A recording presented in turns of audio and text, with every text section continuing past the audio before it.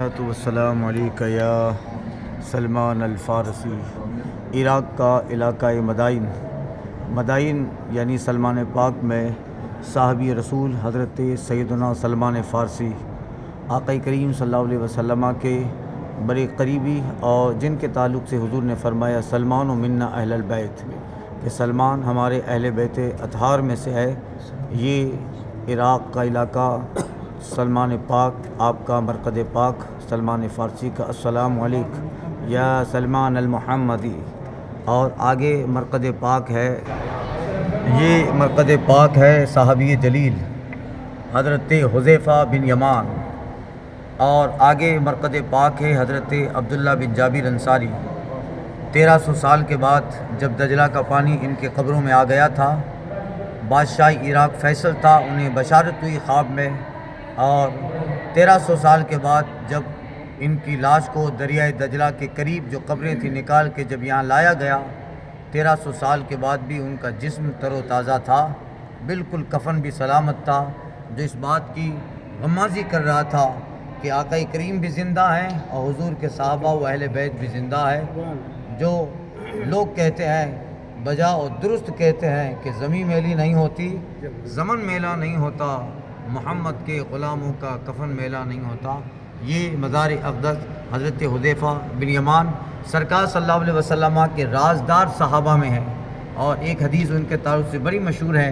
حضور نے ان کو نام گن گن کے بتایا تھا، اے حذیفہ میں تمہیں بتاتا ہوں کہ کون منافق ہے، یعنی حضور کے رازدار صحابہ میں ایک یہ حضرت حذیفہ۔ اور آگے مزار ہے، یہ حضرت عبداللہ بن جابر انصاری حضرت حذیفہ کے ساتھ ان کے جسم پاک کو نکالا گیا تھا اور یہاں منتقل کیا گیا۔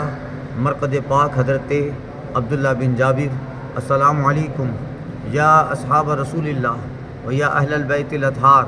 اور یہ قریب میں حضرت امام محمد باقر کے صاحبزادے حضرت طاہر، سیدنا طاہر بن امام محمد باقر رضی اللہ تعالیٰ عنہ کے صاحبزادے، السلام علیکم یا امام محمد الطاہر بن امام الباقر۔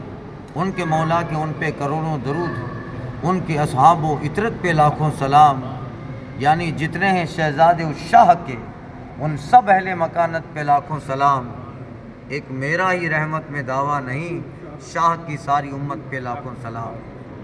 اور اس وقت جب ان کے مرقد پاک سے، ان کی قبروں سے ان کے جسم کو نکالا گیا، اس زمانے میں اس قدر موبائل کے اسباب نہیں تھے، مگر پھر بھی اس زمانے کی تصویر یہاں پہ معلق ہے، یہ تصویر ہے۔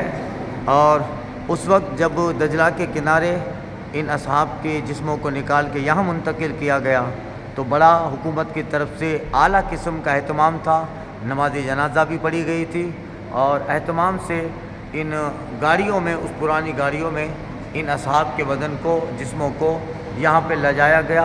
یہ اس زمانے کی تصویر ہے جو زائرین کی معلومات کے لیے رکھی ہے، اور یہ کچھ عربی میں ڈیٹیل ہے اس زمانے کی، سبحان اللہ۔